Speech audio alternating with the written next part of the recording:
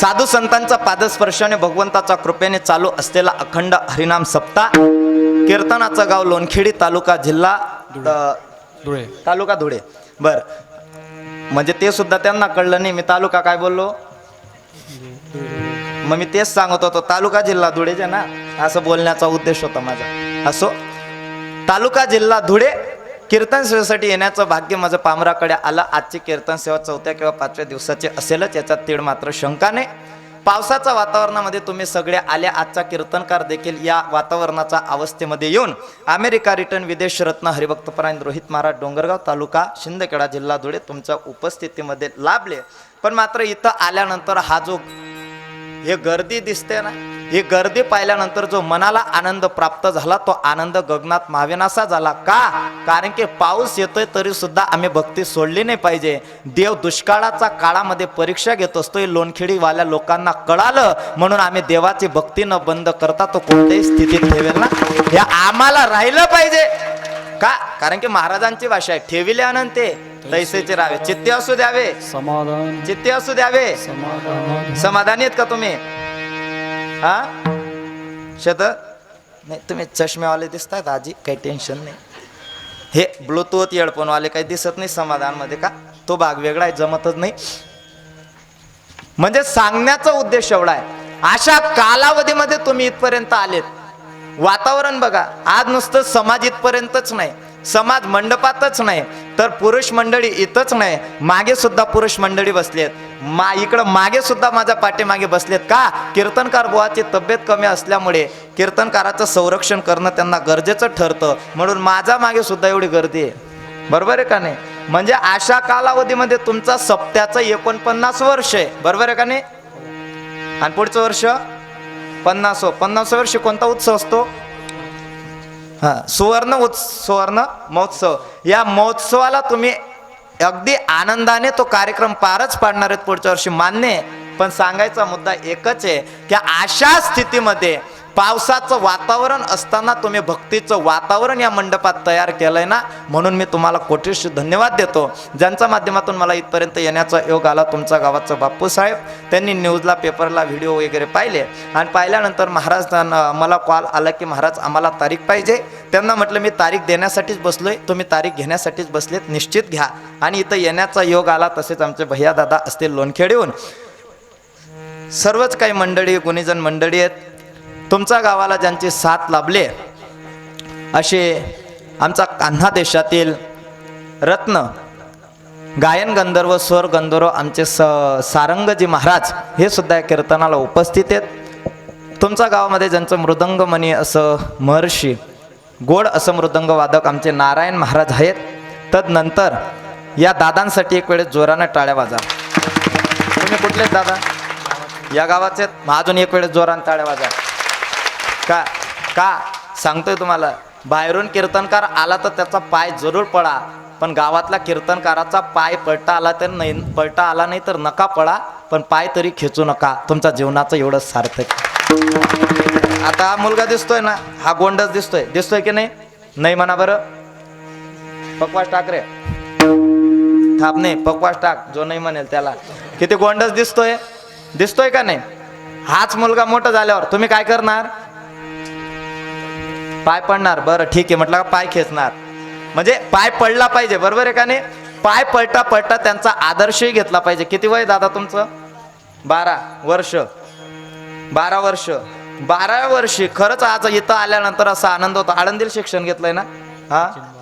हा करजगावला सचिन महाराजांकडे. आज आनंदाची गोष्ट मला इथं आल्यानंतर अशी वाटते की ज्ञानोबरायांच्या सानिध्यामध्ये नाही राहता आलं तरी चालेल. ज्ञानोबराय तर हे विश्वाची माझे घर म्हणतात. काय म्हणतात ज्ञानोबराय? हे विश्वाची माझे घर ऐसी मती जयाची स्थिर. ज्ञानोबराय जर विश्वाची घर म्हणतात तर आळंदी आमची करजगव्हाणला सुद्धा आहे. पण मला सांगायचा मुद्दा एवढाच आहे की ज्ञानोबरायांनी 22व्या वर्षामध्ये या जगाचा उद्धार करण्याचं साधन माध्यम लिहून ठेवलं जगाचा उद्धार केला. ते ज्ञानोबरायांचा बोध घेत असताना छत्रपती शिवाजी महाराजांचा बोध घेत असताना अवघं कमी वयामध्ये प्रगती पथावर कमी मुलं पोचतात. त्या पोचणाऱ्यांमध्ये या दादा तुमचा गावचं वैभव आज खरंच टाळ्या. हे थोडंसं मी परिहार एवढा कुठंच देत नाही. का? परिहार कुठंच देत नाही. एखाद्याचं नाव सुटलं लोक अजिबात गाडी पुढे जाऊ देत नाही.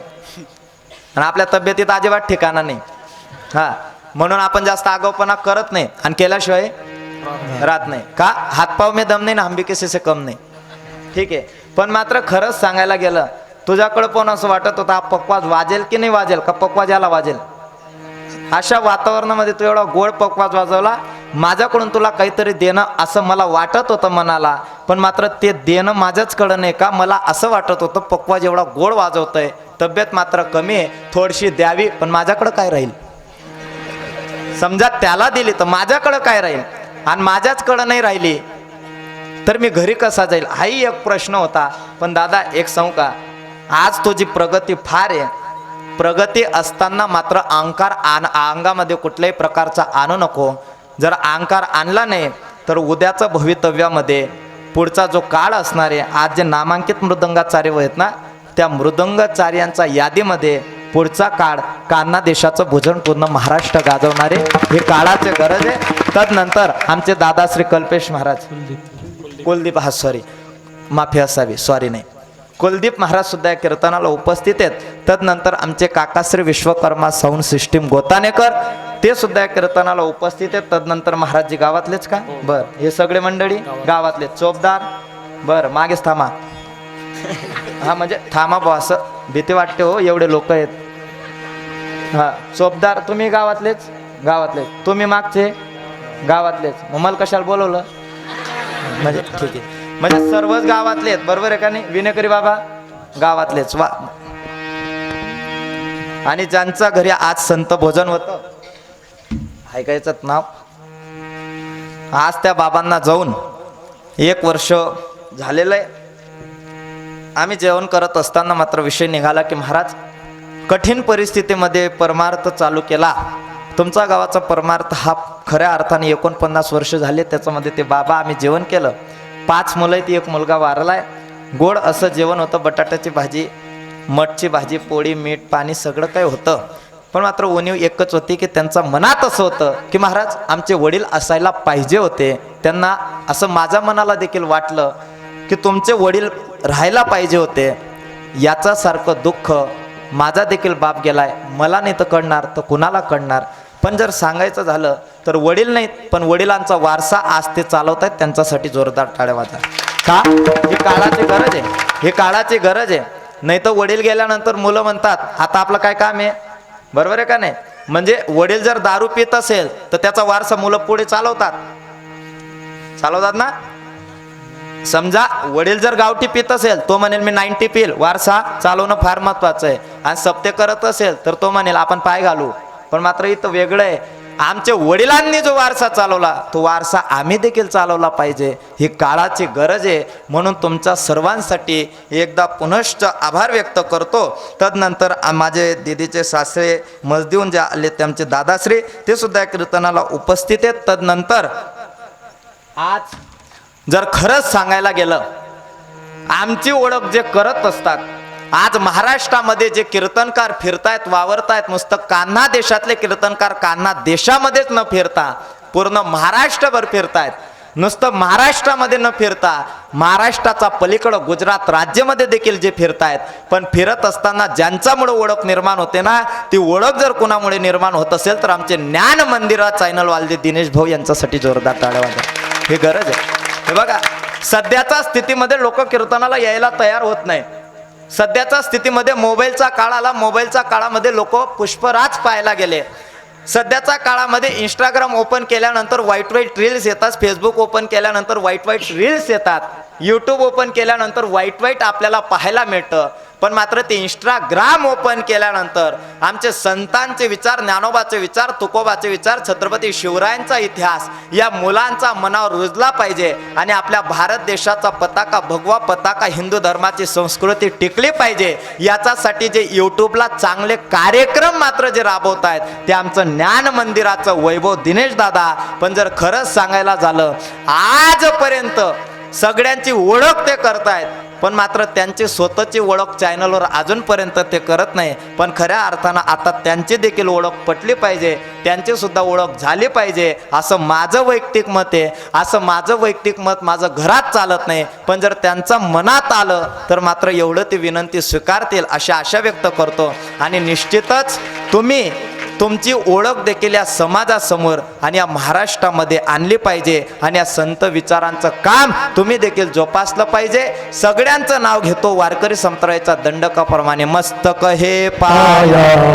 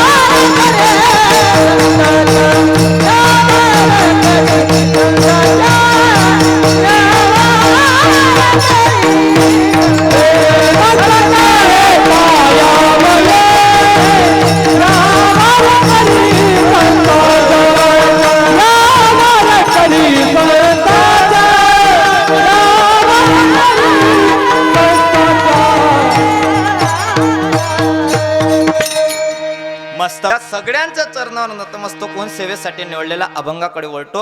आज कीर्तन सेवेसाठी निवडलेला अभंग तुकोबरायांचा आहे. तुकोबरायांचा उपदेश करण्याचा अधिकार आहे की नाही हे सांगण्यासाठी मी इथपर्यंत आलो नाही. कारण की का या जगाचा उद्धाराचं माध्यम तुकोबराय गेले तर तुकोबराय माध्यम सोडून गेले या जगाचा उद्धार करता. एकच सांगेल तुकोबरायांचा अधिकार कस काय. तुकोबरायांचा अधिकार पाहत असताना तुकोबरायांनी गाथा सांगितला. तुकोबरायांनी गाथा सांगत असताना तुकोबरायांनी जो गाथा सांगितला तो गाथा कोणत्या भाषेत हो, कोणत्या भाषेत आहे? मराठी भाषेत. तिला एक शब्द आहे प्राकृत भाषेत. तो मराठीत भाषेत मध्ये सांगितलेला वेदांचा अर्थ आहे. बरोबर आहे का नाही? कारण की वेदांचा अर्थ तो आम्हासीच ठावा असे म्हणणारे तुकोबरा आहेत. आणि त्या तुकोबरायांचं वर्णन करत असताना तुकोबरायांना एक पदवी बहिणाबाई चौधरी देतात. मराठी भाषेत वेदांताचा अर्थ आणि त्याचा पुढे एक शब्द बहिणाबाई चौधरी तुकोबरायांविषयी वापरतात की द्रष्टा या शब्दाची व्याख्या पाहत असताना द्रष्टा या शब्दाची व्याख्या तुम्हाला कळेल. शब्दकोशाचा अर्थ घेतला तर, शब्दकोशाचा आधार घेतला तर द्रष्टा या शब्दाची व्याख्या अशी, द्रष्टा म्हणजे ऋषी. कोण आहे? द्रष्टा म्हणजे ऋषी. मग ज्या अर्थानं बहिणाबाई चौधरी वर्णन करत असताना तुकोबरायांना उपमा देत असताना द्रष्टा ही पदवी लावतात, त्या अर्थानं तुकोबरा ऋषी असले पाहिजे. आता खरंच सांगा, आपल्या सृष्टीची निर्मिती झाली. सृष्टीची निर्मिती होत असताना मात्र वेद आले का भगवंताने दिले? ठीक आहे, घाबरू नका तुम्ही. तुम्ही म्हणणार बायकोन सांगितलेला भाजीपाला लक्षात राहत नाही, कीर्तन कुठं लक्षात राहणार आहे? हा, म्हणजे द्रष्टा म्हणजे ऋषी. भगवंताने आपल्याला जीवन कसं जगायचं याच्यासाठी वेद सुद्धा हातामध्ये दिले. पण याचा पलीकडे जाऊन सांगतो, भगवंतांनी वेद दिले पण मात्र आजच्या ज्ञानोबरायांचा काळ पाहिला तर ज्ञानोबरायांचा काळाचा अगोदर संस्कृत भाषा ही जास्त चालत होते आणि संस्कृत भाषा मात्र मुलांना कळत नव्हते. संस्कृत भाषा मुलांना कळतच नव्हती. अशा स्थितीमध्ये नेमकं आपण काय केलं पाहिजे याचा अर्थ करणारे ज्ञानोबराय. आणि ज्ञानोबरायांनी ठरवलं की आपण मात्र या समाजासमोर वेदांताचा अर्थ देखील कळला पाहिजे. म्हणून ज्ञानोबरायांनी गीतेवरचं तत्वज्ञान हे ज्ञानोबरायांनी ज्ञानेश्वरीमध्ये सांगितलं. आणि तदनंतर सुद्धा सोप्या भाषेमध्ये वर्म कळलं पाहिजे याच्यासाठी अखंड धावपळ करणारे तुकोबराय. आणि ते तुकोबराय नुसतं संतच नव्हते, तुकोबराय द्रष्टा. जर बहिणाबाई चौधरी उपमा देतात तर तुकोबराय ऋषी होते. आणि जर तुकोबराय ऋषी होते तर तुकोबरायांना वेदांताचा अर्थ मात्र कळणारच आहे. का? सध्याच्या स्थितीमध्ये आम्हाला मराठी भाषा देखील कळत नाही. ही शोकांतिकाची गोष्ट आहे. कळते का बाबा? कळत नाही. कळते का? अजिबात कळत नाही. का कळत नाही? कारण की आमच्या इंग्लिश मीडियम सारख्या शाळा झाल्या आणि इंग्लिश मीडियमच्या सारख्या शाळा झाल्यामुळे आम्हाला मराठी भाषा मात्र कळत नाही. का? तिथं शिकवलं जातं Johnny eating sugar, open your mouth. जाऊ द्या, तंबाखूचे दात दिसतील. हा ठीक आहे. म्हणजे ओपन युअर माउथ. हा हा हा. आणि हे कोण बोलतंय? इंग्लिश मिडियमवाले जिथं शिकतायत ना मुलं, त्यांचे आई वडील हे बोलतायत, हे मला जास्त आश्चर्य वाटतंय.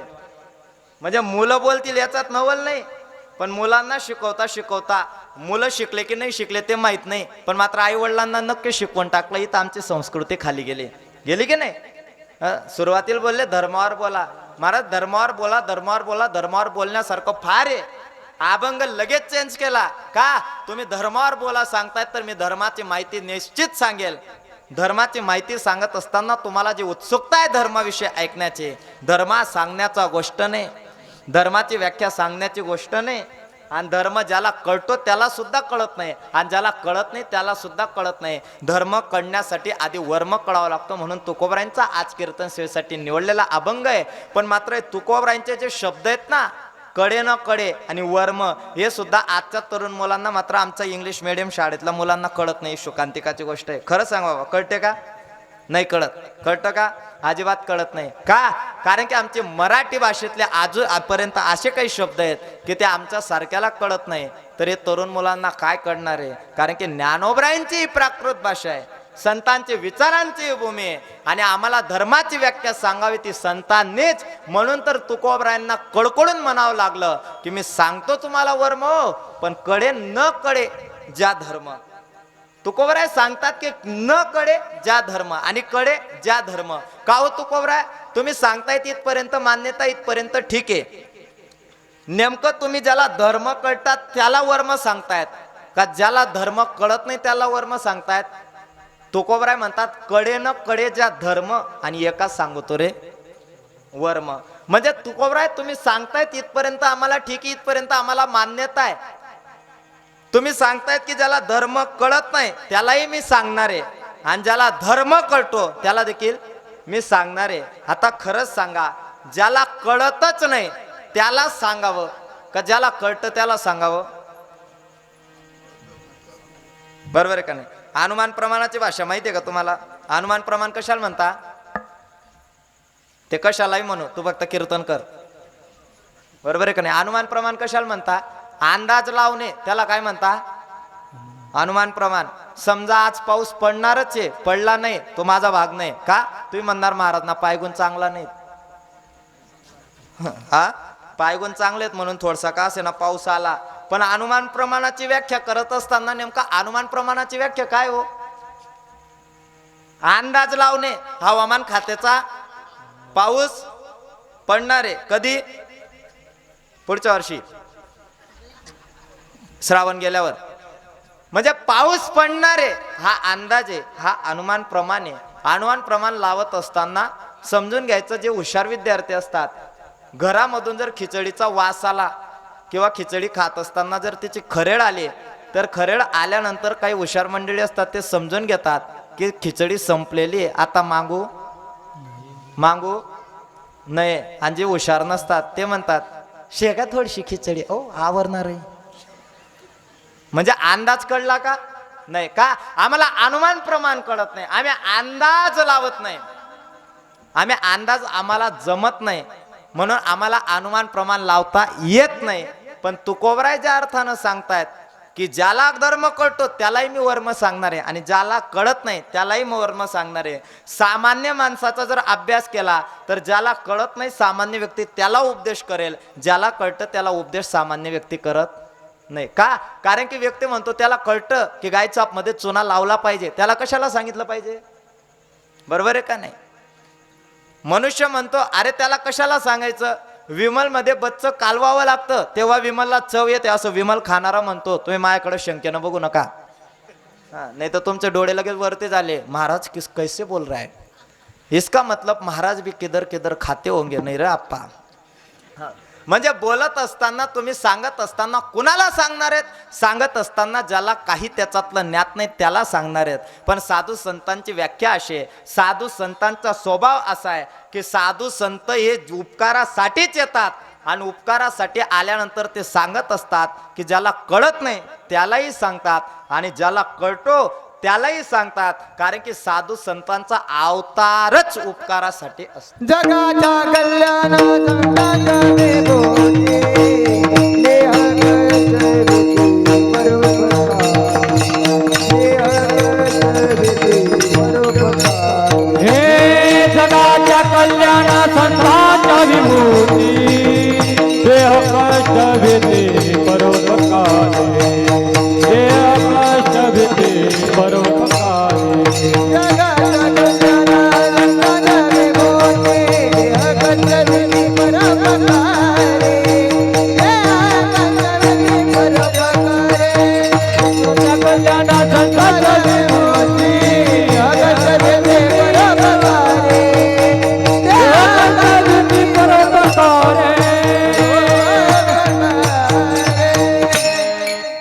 जगाचा कल्याणा आणि संतांचा देह कष्टविती परोपकार आहे. फक्त एवढं जे चरण आहे ना, हे चरण फक्त पाठ करण्याची क्षमता ठेवा. काय बोलले महाराज? जगाचा कल्याणा संतांच्या जगाचा कल्याणा संतांचा विभूती. एवढं जरी आम्हाला कळलं, विभूती या शब्दाची व्याख्या आम्हाला कळली, आणि जगाचा कल्याणा करता संत येतात आणि त्यांचं कार्य ते करून जातात, एवढं जरी आम्हाला कळलं तरी छत्रपती शिवाजी महाराजांनी ज्या भगव्यासाठी अहोरात्र प्रयत्न केले ना, त्या भगव्याची विटंबना आमच्याकडून कधी होणार नाही. मात्र लक्षात ठेवा, हे काळाची गरज आहे. एक एक शब्दाला महत्व आहे, फक्त सांगणारा पाहिजे. बरोबर आहे का नाही? म्हणजे सांगणारा सांगत असताना सासूबाई सुनेचा गोष्टी न वापरता कीर्तन केलं पाहिजे. बरोबर आहे का नाही? खरंच सांगा, तुमच्या गावाला एवढे कीर्तन झाले आणि कीर्तनकार जर नुसतं सासू सुनेवर निंदा करून जर गेला तर तुमचा उद्धार होणार आहे का? होणार आहे का? नाही. माझा उद्धार होणार आहे का? माझा कसं काय होणार नाही?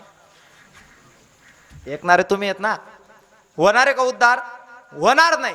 माझा होणार नाही. का? आम्ही जे श्रवण करतो ना, त्याला भक्तीमध्ये, नवविधा भक्तीमध्ये सुरुवातीची भक्ती म्हटली श्रवणम कीर्तनम विष्णू स्मरणम पाद सेवनम अर्चनम वंदनम दास्यम सख्य आत्मनिवेदन.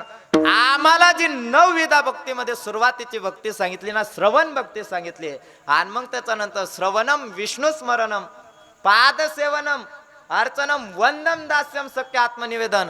श्रवण सुरुवातीला आणि कीर्तन नंतर आलाय.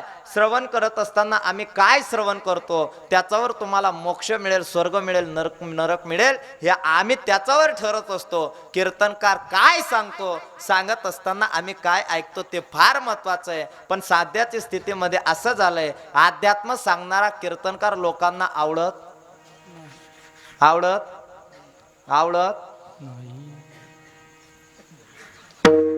म्हणजे तुम्हाला देखील आवडत.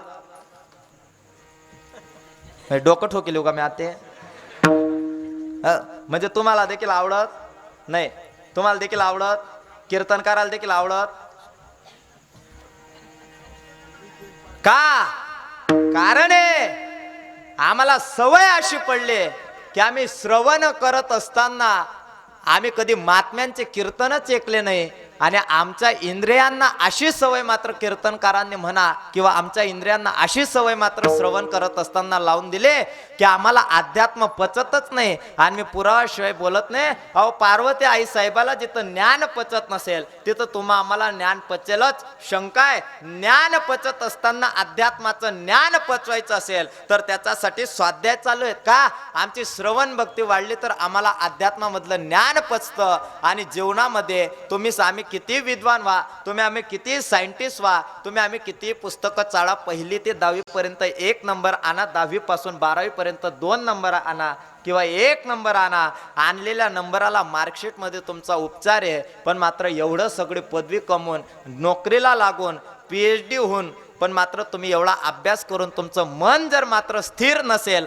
अस्वस्थ असणारा मनाला जर स्थिर करण्याची शक्ती सामर्थ्य जर कशात असेल, दुःखी जीवनाला सुखी जीवन कसं करायचं, आणि मात्र असमाधानी जीवनाला समाधानी जीवन देण्याचं कार्य जर कोण करत असेल तर माझे ज्ञानोबराय तुकोबरायांचे विचार म्हणजे आमच्या अध्यात्माची ताकद, नारदाची गादी. ही काळाची गरज आहे.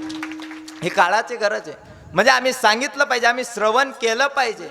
मग श्रवण करत असताना जर महाराजांनी प्रमाण दिलं, जगाचा संतांच्या विभूती, जगाचा कल्याणा करता संतांची विभूती, आणि त्या जगाचा कल्याण जर संत करत असतात तर संतांचा स्वभाव असा असतो, ज्याला कळत नाही त्यालाही सांगतात, ज्याला कळतं त्यालाही सांगतात, आणि ज्याला दोघांमधलं कळत नाही त्यालाही बसून मात्र सांगत असतात की का या नगरीचा आम्हाला भरोसा नाही.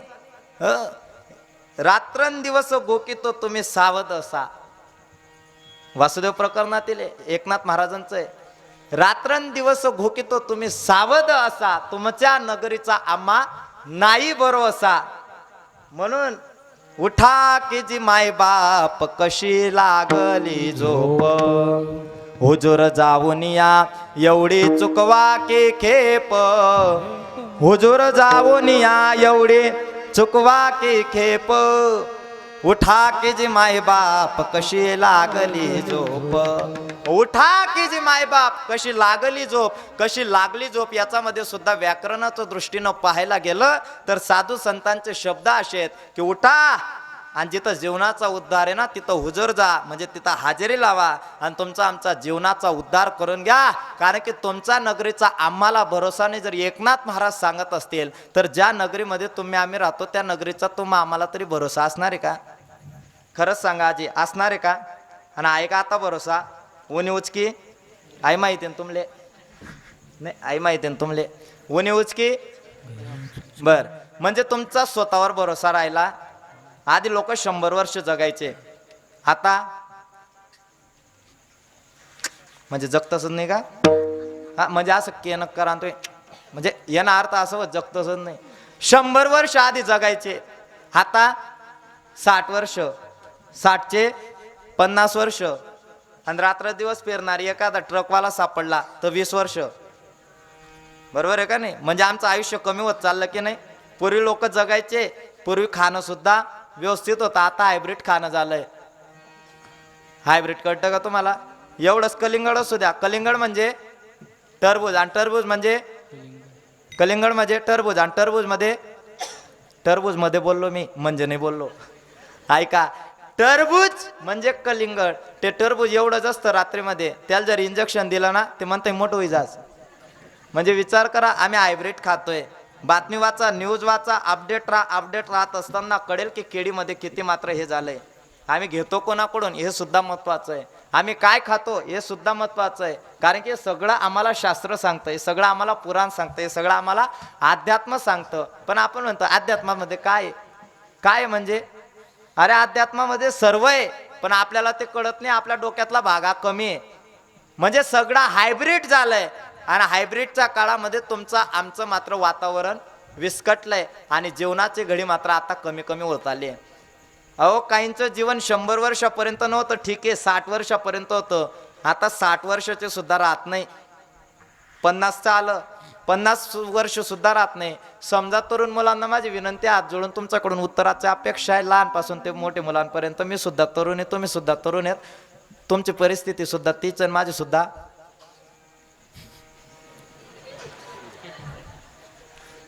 म्हणजे जीन्स पॅन्टवाल्यांचे सुद्धा तेच आहे आणि धोतरवाल्याचे सुद्धा तेच आहे. खरंच सांगा तरुण मुलांनो, एक प्रश्न आहे तुमच्या समोर. कोणता प्रश्न आहे? प्रश्न असा आहे, समजा 50 वर्षामधून जर 40 वर्षावर आलं किंवा 40 किंवा 30 वर्षावर आलं तर मात्र तुम्ही लग्न कोणत्या वयात करणार? का करणारच नाही? का भेटतच नाही? मग असं बोला तुम्ही करणार नाही म्हणजे एवढा त्याग तुम्ही करू शकत नाही. मला माहिती आहे ना, आपल्याला देत कोण नाही हा प्रश्न आहे. म्हणजे आम्ही जर 30 वर्षाचा आयुष्यामध्ये आलो तर काय होणार आहे ही परिस्थिती आमची आहे. म्हणून साधू संत सांगतात, बाबांनो, या क्षणाचा सुद्धा भरोसा नाही. कोणत्या? कीर्तन चालू आहे, कीर्तन क्षणाचा सुद्धा भरोसा नाही. अरे एवढंच नाही, आम्ही कीर्तन करून घरी जाऊच की जाऊ नये याचा सुद्धा आम्हाला भरोसा नाही. उद्याचं कीर्तन जिथं तिथं आम्ही पोचूच की पोचणार नाही याची सुद्धा गॅरंटी आम्हाला नाही. क्या भरोसा इस जिंदगी का, साथ देते नाही हो किसी का. अरे साथ तर सोडा, कीर्तन चालू असताना देखील माणसं मरू शकतात असं बरेच जण सांगतात. पण मात्र वेगळं आहे, कीर्तनामध्ये माणसं मरू शकत नाही. का? यमधर्म सांगे दूता तुम्हा तेथे नाही सत्ता, जेथे होय कथा, जेथे होय हरिकथा सदा घोष नामाचा. म्हणजे जिथं हरिकथा होते तिथं यमधर्माला परवानगी नाही. पण एकदा का मंडपातून पाऊल काढला आणि गाडीमध्ये बसलं की महाराजाची गॅरंटी. म्हणजे तुम्ही दिसतायत ते तयारीमध्येच की महाराज पॅकेट न घेता गेला पाहिजे घरी. हो, तुम्ही कोणताही अर्थ न घेत चला. म्हणजे आम्हाला सांगायचं काय? एकनाथ महाराज सांगतात, हुजूर जाऊन या एवढी चुकवा की खेप. तुमचा नगरीचा आम्हा भरोसा नाही हो, आम्हा भरोसा नाही. तिथं तुम्हाला काय भरोसा असणार आहे? मग तुम्हालाच भरोसा नसणार, आम्हालाच भरोसा नसणार तर आम्ही आज सावध झालं पाहिजे. सावध होऊन जिथं आम्हाला वर्म आहे ना ते वर्म कळलं पाहिजे. आम्हाला साधू संतांच्या चरणावर लोटांगण घातलं पाहिजे आणि संतांना विचारलं पाहिजे की काहो तुकोबराया आम्हाला धर्म सांगा, काहो ज्ञानोबराया आम्हाला धर्म सांगा, काहो नामदेवराया आम्हाला धर्म सांगा. आणि ज्याला धर्म कळत नाही त्यालाही तुकोबराय सांगतात, ज्याला कळतो त्यालाही तुकोबराय सांगतात. पण कळतो न कळतो हा प्रश्न वेगळा आहे. पण मात्र सांगत असताना तुकोबराय म्हणतात तुम्हाला धर्म कळला तरी चालेल, पण धर्म कळून नुसतं चालत नाही, त्याच्यासाठी आम्हाला धर्माचं वर्म देखील कळलं पाहिजे. जर आम्हाला एकनाथ महाराज सांगतात नगरीचा भरोसा नाही, जर आम्हाला जनय आई साहेब सांगते तुमचा नगरीचा भरोसा नाही, आम्हाला नामदेवराय सांगतात की अल्प आयुष्य, मग मात्र हे सगळं चालू असताना आम्ही कुठंतरी सावध झालं पाहिजे. आणि तुकोबराय जर सांगतात ना त्यांचा चरणावर लोटांगण घालून आम्ही विचारलं पाहिजे की तुकोबराय काय सांगता तुम्ही. तुकोबराय सांगतात अरे बाबा धर्म कळो न कळो हा प्रश्न वेगळा आहे, पण मात्र धर्माचं जे वर्म आहे ना ते वर्म मी तुम्हाला सांगतो. का हो तुकोबराय ते वर्म कोणतं आहे. अभंगाचा प्रथम चरणार कडे न कडे जा कडे न कडे जा धर्म कडे न कडे जा धर्म कडे न कडे जा धर्म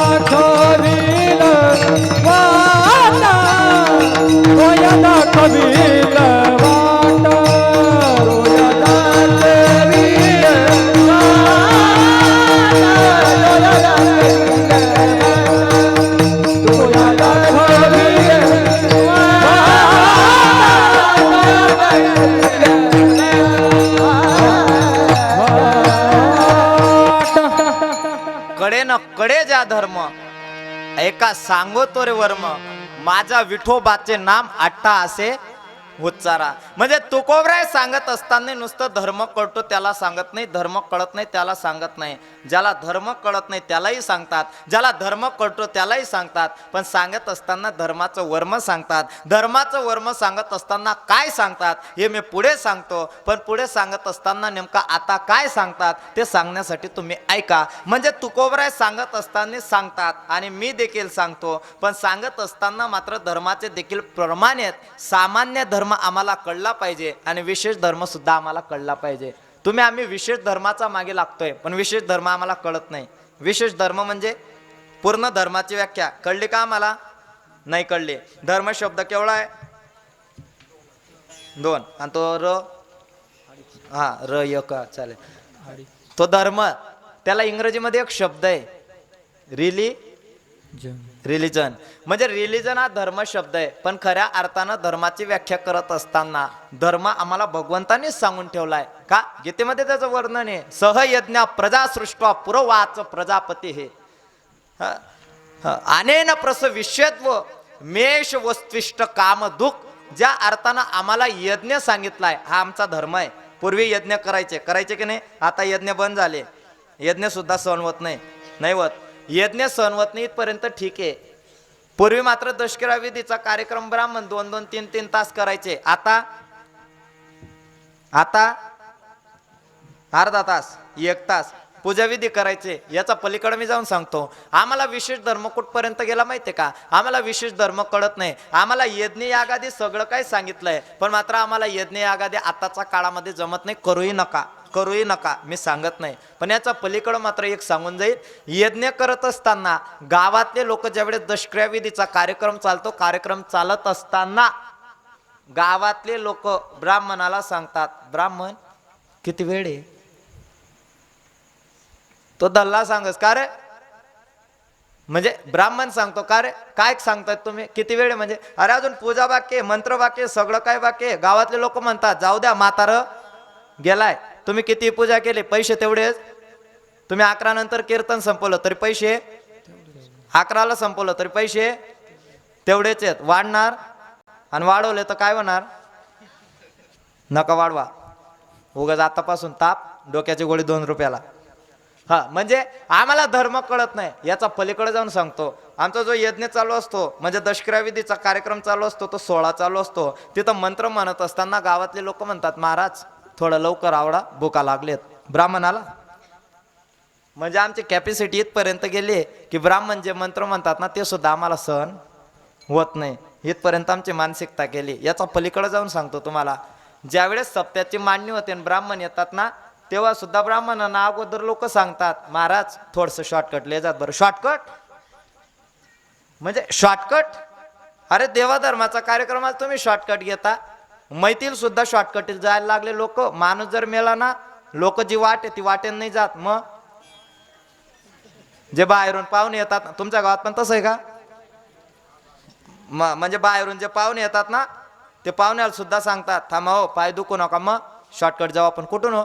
ऐकून बोडे आई बोय मेंगवत का लगे ती मशानभूमी. का रे शेवटच्या विधीला सुद्धा तुझ्यावर पायी चाललं जात नाही. विसावा आलं की लोक, विसावा कोणासाठी असतो? जो माणूस मेलाय त्याला शेवटचा विसावा दिला जातो. आणि बसतो कोण? म्हणजे विसावा त्याच्यासाठी. आणि विसावा लोक थांबले की थांबा रे तंबाखू खाऊन घेऊ. अरे तो मेलाय, तेवढी तक जाण ठेवा. आणि नका यज्ञ करा, पण मात्र कमीत कमी आमच्या मंत्राचे जे वेदाचे जे श्लोक आहेत ना, ते श्लोक तरी लोकांचा कानावर जाऊ द्या. ब्राह्मणांचा वागण्यातून का आम्ही ब्राह्मणाला बदनाम केलंय माहिती आहे, मान्य आहे. पण इतिहास वाचत असताना, धर्माची व्याख्या करून घेत असताना आम्ही जर पुस्तक वाचले, रामदास स्वामींचा चरित्राचा अभ्यास केला, तर आमच्या काळामध्ये ब्रिटिशांच्या काळानंतर असा एक काळ आला, तो काळ म्हणजे मिशनऱ्यांचा काळ आला. त्या मिशनऱ्यांनी काय केलं जरा पुस्तक वाचा. आपल्या हिंदू धर्माबद्दल नालस्ती निंदा करण्याचं कार्य त्यांनी केलं. आणि निंदा नालस्ती कार्य करत असताना मात्र त्यांनी सांगितलं लोकांना की तुमचा हिंदू धर्म सोडा आणि ख्रिश्चन धर्म स्वीकारा. आम्ही कुठं इतिहासच वाचत नाही, आम्हाला काय धर्माची व्याख्या करणारी शुकांतिकाची गोष्ट आहे. काय व्याख्या करणार नाही वाचत आम्ही. मिशनऱ्यांचा काळ वाचा. कमीत कमी जे वेदाचे मंत्र म्हणतात तेवढं म्हणू द्या.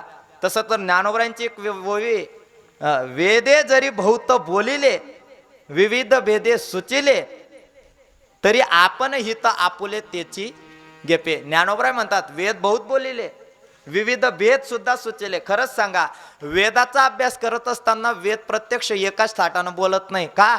वेद वेगवेगळं सुद्धा बोलतो की नाही? वेद वेगवेगळं सुद्धा बोलतो. त्या वेदाचं ऐकू नका, ज्ञानोबरांचं म्हणणं आहे. मग ज्ञानोबरांच्या हरिपाठामध्ये देखील म्हणणं आहे, महाराज योग याग विधी येणे नोये, योग याग विधी येणे नोये सिद्धी.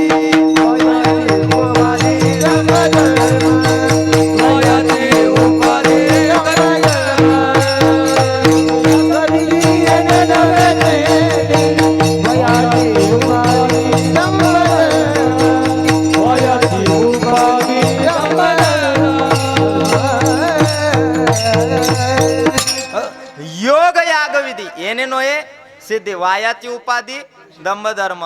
म्हणजे योग सुद्धा, योग याग विधी येणे नोये सिद्धी, याच्यानं सिद्धी प्राप्त होणार नाही. वायाची उपाधी दंभ, म्हणजे सगळं काय आहे हे वायाची उपाधी. मग काय करा? हरिमुख्य म्हणा, हरिमुख्य म्हणा. मग तुकोबराय तेच म्हणतात, आम्ही सुद्धा तेच सांगतो. काय 88 उच्चारा विठोबाचे नाम. आम्ही धर्माचं वर्म सांगतो. ज्ञानोबराय जे सांगतात आम्ही सुद्धा तेच सांगतो. का? कारण की वेद विविध बोलतात. त्यांचं बोललेलं आपल्याला कळणार नाही. का कळणार नाही? कारण की वेद एवढं बोलतात की खंडन मंडन करत असताना सामान्य मनुष्याची बुद्धी तिथपर्यंत जाऊ शकत नाही. एवढं वेद बोलतात. आम्हाला काय कळणार आहे गायछाप चुना लावणाऱ्यांना? बरोबर आहे का नाही? काय तुम्ही म्हणणार तुमचा बाबाच्या पैशाचे खातो का? म्हणजे मी द्यायला तयार आहे का तुम्हाला पैसे? म्हणजे तुम्ही कुणाचाही पैशानं खा, पण मात्र खात असताना आमची बुद्धिमत्ता मात्र तिथपर्यंत साथ द्यायला तयार होत नाही. खरंच सांगा काका, पूर्वीचा एक काळ होता. फक्त एक छोटंसं सांगून जाईल, सत्यत्ववादी बोलून जाईल आणि पुढच्या भागाला येईल, अभंगाला सोडून बोलणार नाही. ऐका, पूर्वीचा काळ होता. तो काळ कसा होता? त्या काळामध्ये, पूर्वीच्या काळामध्ये 8-8 तास तमाशे चालायचे, लोक बसायचे की नाही?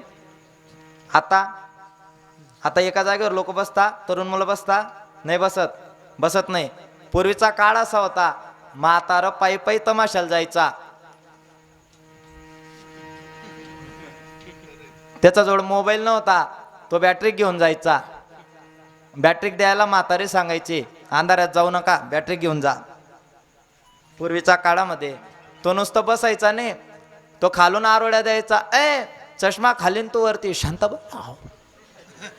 शांताबाई लाव. अरे पूर्वीचा काळ होता, 8 तास लोक बसायचे, ती कॅपॅसिटी गेली.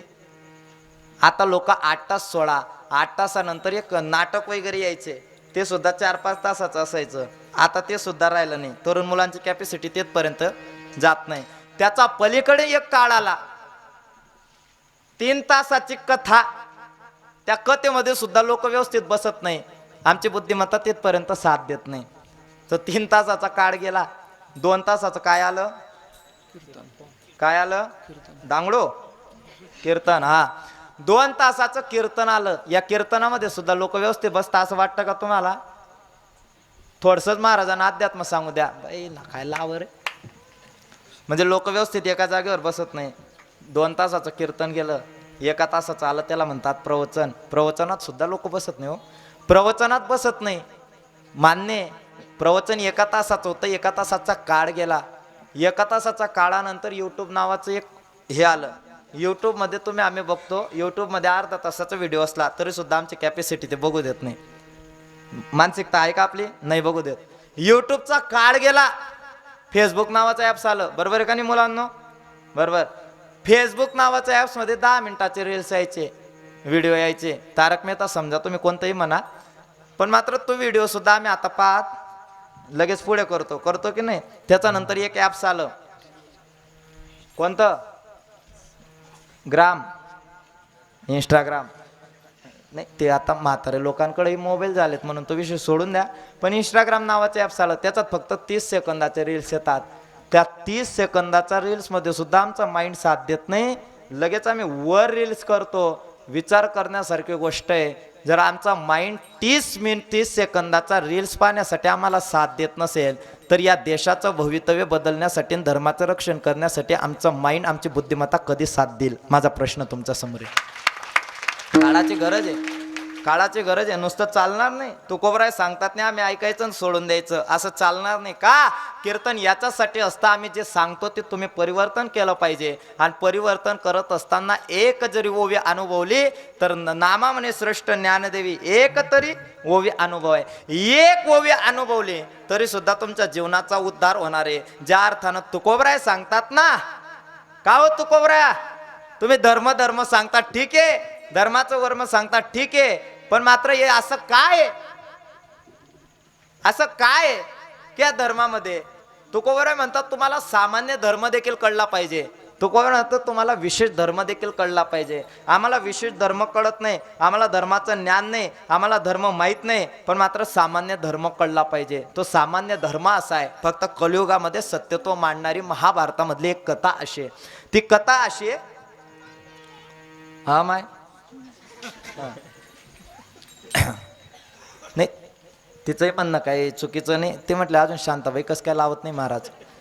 ऐका, महाभारतामध्ये एक कथा अशी आलेली आहे. युधिष्ठिर हे 5 पांडव बसलेले असतात, आणि 5 पांडव बसलेले असतात वनामध्ये असताना, म्हणजे ज्या वेळेस विठ्ठल म्हणजे वनामध्ये बसलेले असतात, ज्या वेळेस मात्र त्यांना वनवास घडतो, आणि वनवास घडलेला असतो त्यावेळेस मात्र 5 पांडव बसलेले असतात. 5 पांडवांचं नाव तुम्हाला ज्ञाते, सांगण्यात वेळ गमवत नाही. युधिष्ठिर, नकुल, सहदेव, अर्जुन, भीम सांगूनच दिलं. मग आता काय राहिलं? ऐका, म्हणजे 5 पांडव बसलेले असतात. 5 पांडव बसलेले असताना मात्र तिथं दुशासन, दुर्योधन यांची मात्र हे येते. दुर्योधन, दुशासन आल्यानंतर मात्र चित्रसेन नावाचा जिथं गंधर्व असतो, तो चित्रसेन नावाचा गंधर्वाचा मात्र तिथं तलाव असतो, आणि त्या तलावामध्ये मात्र दुशासन आणि दुर्योधन यांना चित्रसेन हा बंदिखान करतो. आणि मात्र सैन्य येतात. सैन्य आल्यानंतर युधिष्ठिराला सांगतात, युधिष्ठिराला एक नाव होतं, त्याचं नाव होतं धर्मराज. का? तो धर्म कधी सोडला नाही, धर्मानं वागला, म्हणून त्याला काय म्हणता? धर्म राज राज त्यानं राज केलं कशावर धर्मावर कारण की धर्माची साथ त्यांनी सोडली नाही आणि त्यांची साथ धर्माने सोडली नाही असा तो धर्मराज युधिष्ठिराला सैन्य सांगायला लागलं युधिष्ठिरा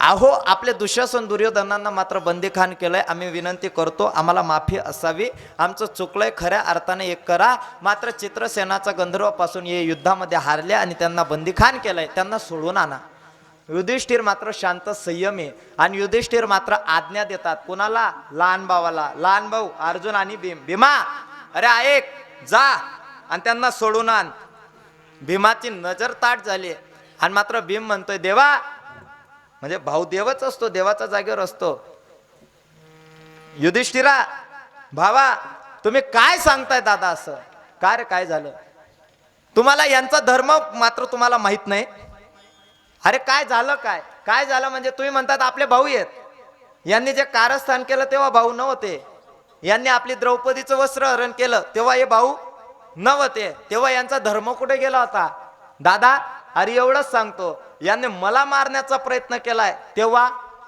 आता खरंच सांगा 5 पांडव आहेत 5 पांडवांमध्ये कौरवांनी म्हणजे दुर्योधनानं कर्णानं दुःशासनांनी फक्त शकुनी मामाही त्यांचा हात होता म्हणजे यांनी फक्त भीमालाच मारण्याचं का ठरवलं युधिष्ठिर ज्ञानानं श्रेष्ठ आहे कारण की जो यक्ष प्रश्न आहे त्याच्यामध्ये फक्त उत्तर कोणाला देता आले युधिष्ठिराला देता आले म्हणजे युधिष्ठिर बुद्धिवान आहे युधिष्ठिर हुशार आहे मग युधिष्ठिराला मारलं पाहिजे होतं ना मारण्याचा प्रयत्न केला पाहिजे होता ना कुणाला मारण्याचा प्रयत्न केला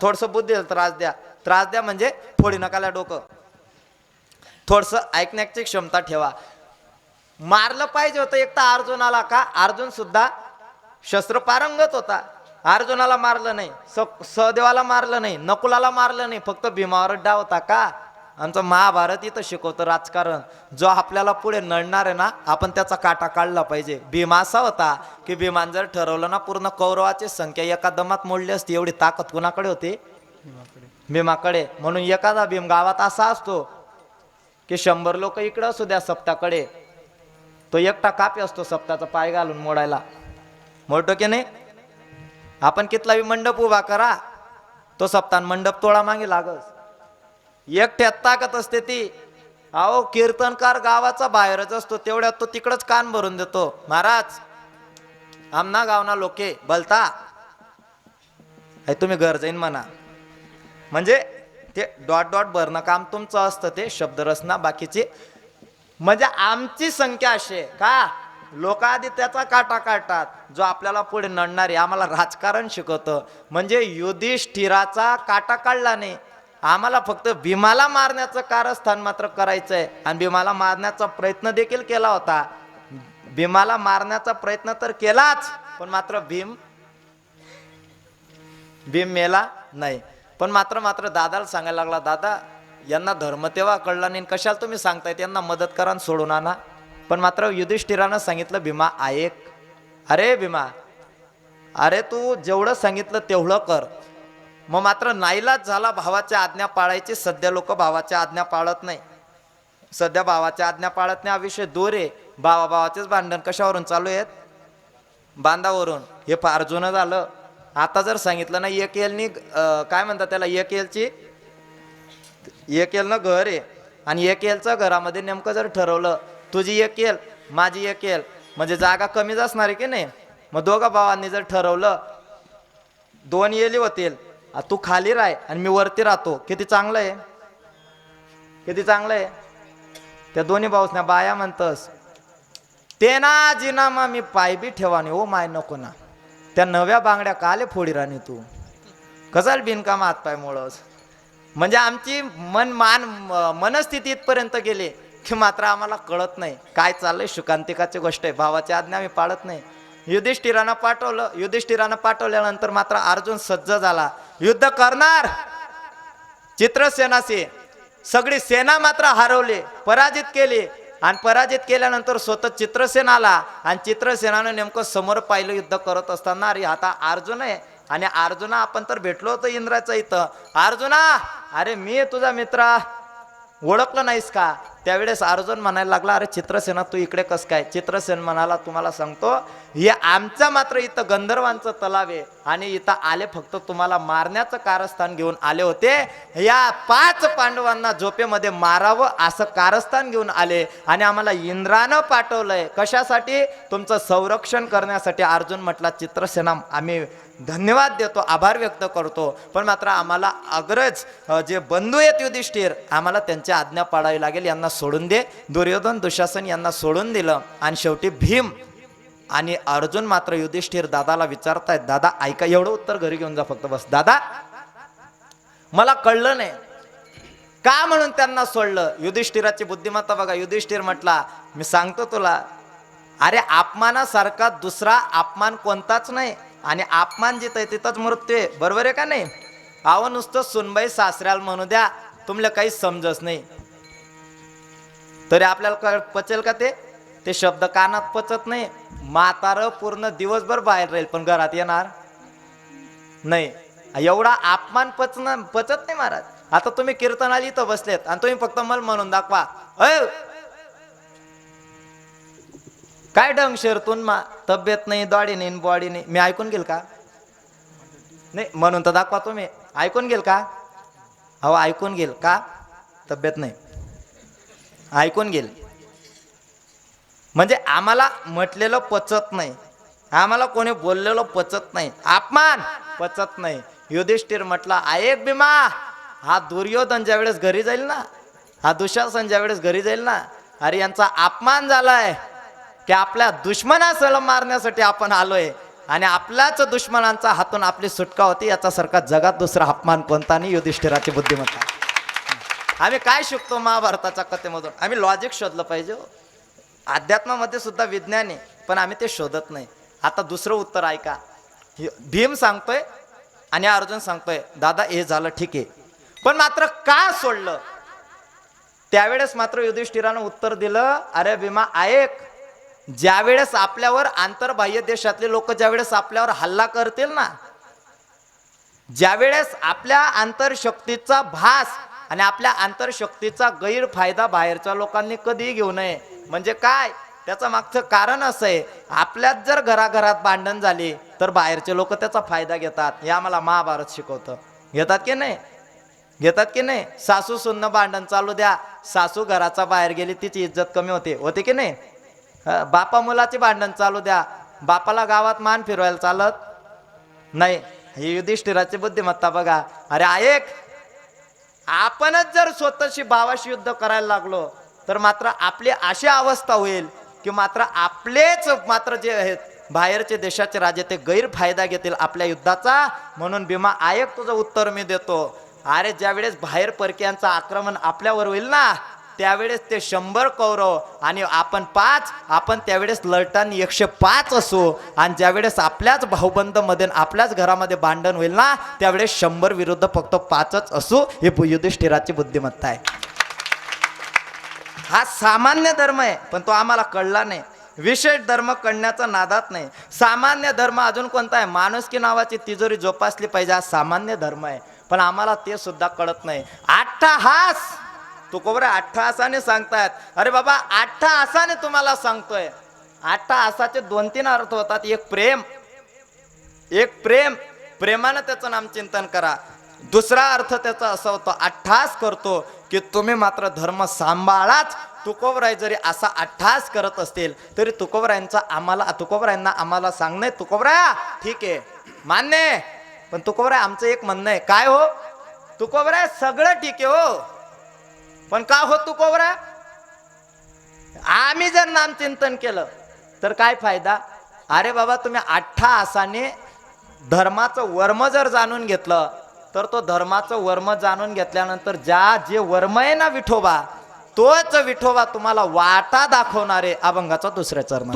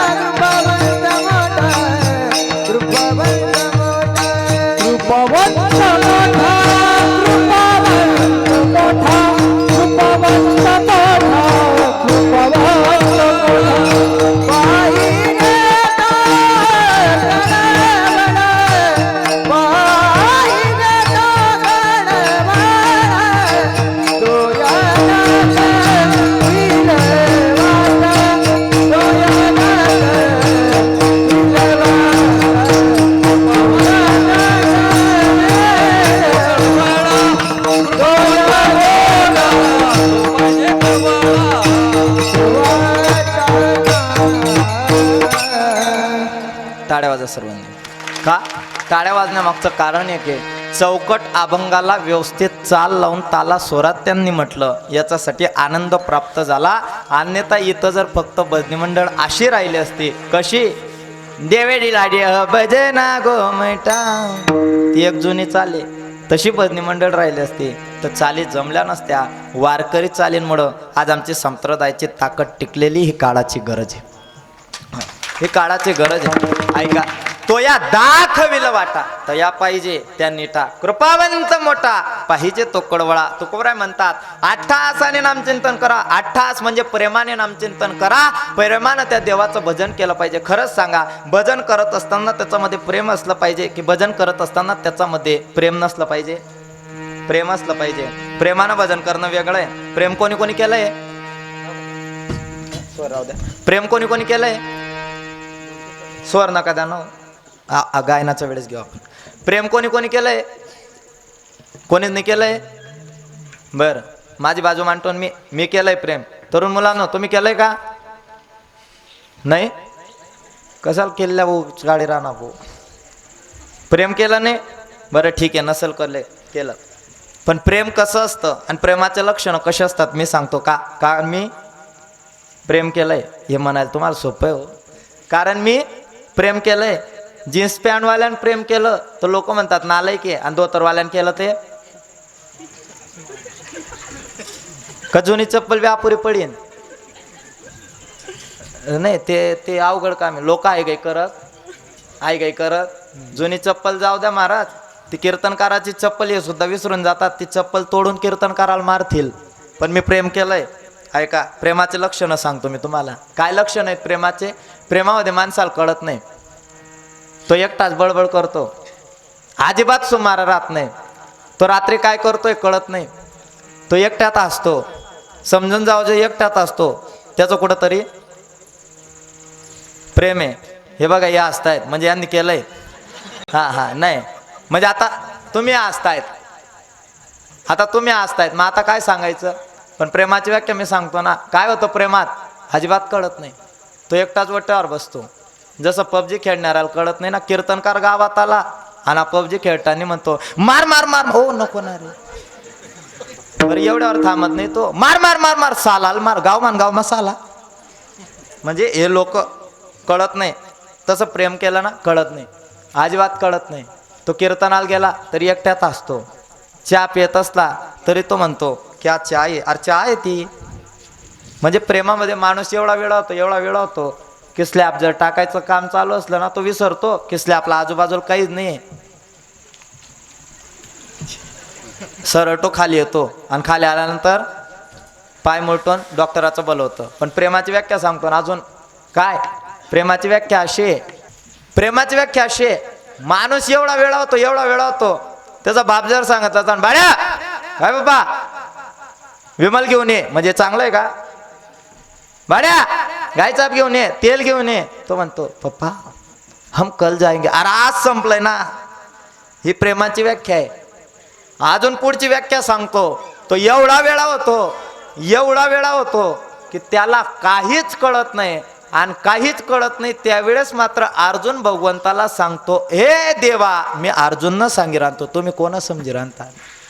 हे देवा, तव तुझेच नाम आम्हा आवडे, वरी भेटी होय आणि जवळीक जोडे, पाठी गोटी सांगसी सुरवाडे आनंदाचे ने देवा ऐक. म्हणजे मी जे प्रेम केलंय ते मी प्रेम देवावर केलंय असं माझं म्हणणं होतं. म्हणजे तुम्ही तयार होतात कीर्तन नंतर महाराजले दखूत.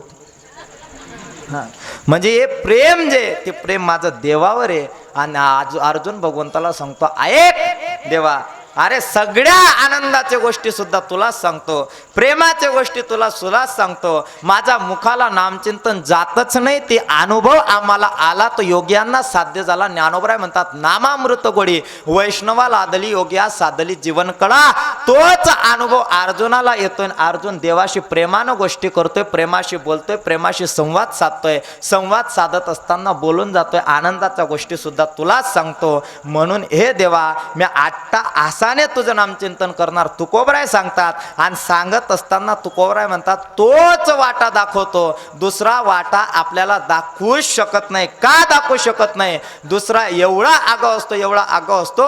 त्याला जर कीर्तनकारानं विचारलं का रे भाऊ कीर्तन कुठं आहे, तो म्हणतो कीर्तन दुसऱ्या गावात आहे. अरे याच गावात कीर्तन आहे ना. म्हणजे आम्हाला वाटा दाखवणारा योग्य असला तर आमची जीवनाची वाट योग्य चालत असते. आम्हाला वाटा दाखवणारा जर कोण असेल तर आम्हाला वाटा दाखवणारा तो भगवान परमात्मा आहे. तुकोबराय म्हणतात फक्त तो कृपावंत आहे, तोच वाटा दाखवणारे. आट्टा हासान नामचिंतन भजन करा विठो बारको